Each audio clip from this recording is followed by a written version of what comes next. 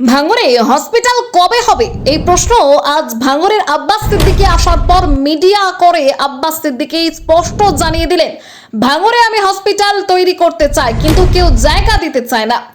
কেউ যদি বা জায়গা দিতে চাইলে পরে হুমকি দিচ্ছে, তারই কারণে হসপিটাল হচ্ছে না। আমাদের ক্যামেরার মুখোমুখি হয়ে আরো কি বলছেন আব্বাস সিদ্দিকী, দেখুন বিস্তারিত প্রতিবেদনে। 21 সালে হসপিটাল করার কথা বলেছিলেন, সেটা তো হলো না, ওই নিয়ে কটাক্ষ করছে বিরোধীরা।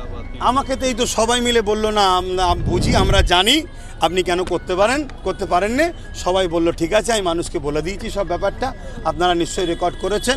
এখানে আমাদের ওই কি বলে রাহিনুর রয়েছে, আর আমাদের কি বলে মিন্টু শিকারি, এদেরকে জিজ্ঞেস করবেন, উত্তর পেয়ে যাবেন। আমাকে করতে দেওয়া হয়নি। জায়গা যদি না দিতে চায়, কেউ জায়গা দিতে তাকে যদি হুমকি দেয়, আমি করবো কীভাবে?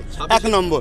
দ্বিতীয় নম্বর কথা হচ্ছে, 5টা বছর যেভাবে আমাদের উপর জুলুম হয়েছে, মানুষের কেস কামারি উদ্ধার করা, আমার পঞ্চায়েত ভোট, বিধানসভা কি লোকসভা ভোটে কত জুলুম হয়েছে, সেই নিয়েই পেরেশানে ছিলাম, সবই তো জানেন। তা সেই জায়গায় রাজ্য সরকার কত আদা করে, রাজ্য সরকার উপর যে হসপিটাল করেছে, তারপরে এখানে কতগুলো হসপিটাল রয়েছে, সেগুলো কি উন্নতি করেছে? সে আমারটা নিয়ে শুধু কথা উঠছে কেন? তার জন্য ভাঙড়বাসীর কাছে আজকে এসেছিলাম। তারা তো প্রশ্ন করে না, আমি নিজেই প্রশ্ন করেছিলাম, করে বললাম তো। তারা বললো যে না, আমরা হোটেলে কিছু মনে করছি না। 21 সালে আপনি দলের প্রতিষ্ঠাতা, 21 সালে আপনাকে ভোট প্রচারে দেখা গিয়েছিল আইএসএফের ব্যানারে। তখন কেউ উপযুক্ত ছিল না, তখন নওশাদকে কেউ চিনতো না, নতুন দল তো, তাই একটু প্রচার করে দিয়েছিলাম। আজকার প্রয়োজন নেই, তাই আসিনি। 26 বিধানসভা নির্বাচন, এই বিধানসভা নির্বাচনে কি কি প্রতিশ্রুতি থাকছে আপনার? সেটা যারা লড়ছে তারা প্রতিশ্রুতি দেবে। আপনি একটা দলের না, আমি এতটুকু জানি, সংবিধানের জন্য লড়া দরকার। আর একটা মানুষ যখন 2টো 4টে 10টা 20টা প্রথম পায়, একটা যে সরকার আছে ক্ষমতায় ছিল, সেও প্রথমে একটা পেয়েছিল, তারপরে 2টো হয়েছিল, এমনকি বাঁচতে বাঁচতে ক্ষমতায় আসে। ক্ষমতায় আসার পরে তবে তো সে কাজ করবে।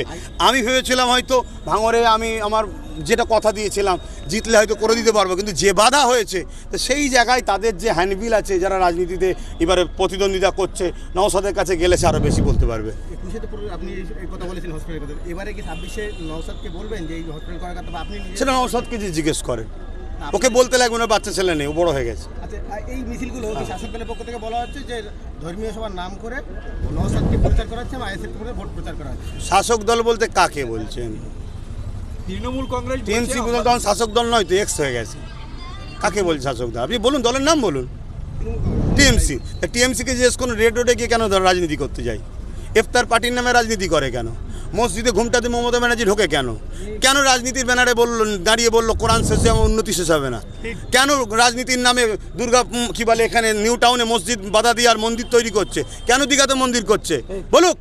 আমি আমার নবীর মেম্বারে এসে আমার নবীর দিনের যারা দুশ্মন, যারা জালিম, তাদের বিরুদ্ধে কথা বলছি। ইসলাম জুলুমের বিরুদ্ধে কথা বলাকে ফরজ করেছে, তাই আমি জুলুমের বিরুদ্ধে কথা বলছি। আপনি আইএসএফ নেতৃত্ব যে স্লোগান দেয় যে ভোট চাইলে দিল্লি যান, আপনার মুখে সেই একই কথা দেখা না, আমার অকাবলে যে বলবে দিল্লি যাও, তাকে তো আমি বলবো হান্ডে, এরকম ব্যাপার নয় তো। সবাই বলবে, যারা অকাবকে ভালোবাসে তারা বলবে, যারা অকাবকে ভালোবাসে না তারা নাও বলতে পারে। আমি অকাবকে ভালোবাসি।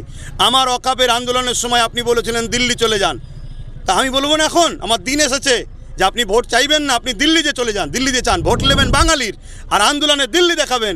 আপনার মতো এই দ্বিচারিতা মানুষকে এই সুযোগেই তো বলতে হবে।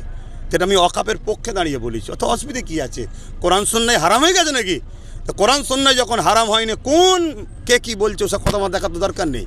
যে শওকত মোল্লাকে আপনি বলেছিলেন জাহান্নামের কুত্তা, তিনি আগে তার পাশে বসে একজনকে বলছে আহসান বলে, তাকে নেক্সট প্রশ্ন কিছু আছে? কি বার্তা দেবেন আপনি ক্যানিং এর কেউ যদি কোনো মানুষকে আল্লাহর সাথে দাবি করে, অবশ্যই সে সঙ্গে সঙ্গে জিন্দিক কাফের মুশরিক হয়ে গেছে।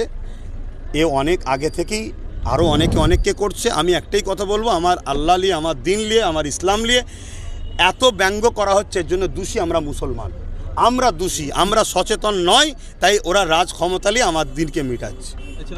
আপনি নিজেই ভোটে দাঁড়ানোর কথা বলেছেন, সেক্ষেত্রে আরাবুল ইসলাম প্রয়োজন হয়নি। তাহলে লড়াইটা কেমন হচ্ছে বলে মনে করেন, কেমন হবে বলে? লড়াই মানুষ জানে, মানুষ স্বতঃস্ফূর্তভাবে সোশ্যাল মিডিয়ায় দেখছি আমি যতটুকু, না দিদির মিটিংয়ে লোক হচ্ছে, না মোদির মিটিংয়ে লোক হচ্ছে। যেখানেই লোক হচ্ছে শুধু আইএসএফের লোক দেখছে, আর বাকি তো কিছু দেখতে পাইনি। কিন্তু চুরি করলে আপনি একজন ধর্মগুরু, হ্যাঁ, সব বিষয়ে সমাজ সচেতন বিষয়ে আপনার জ্ঞান আছে, নলেজ আছে। তো সুতরাং এই যে বিধানসভা নির্বাচনে ভাঙড় এবং ক্যানিং পূর্ব কতটা ফলাফল করতে পারে, বা আইএসএফ কতটা ফলাফল করবে? 2টো জায়গাতে ইনশাল্লাহ জিতবে, যদি নির্বাচন কমিশনার চুরি করার সুযোগ না দেয়।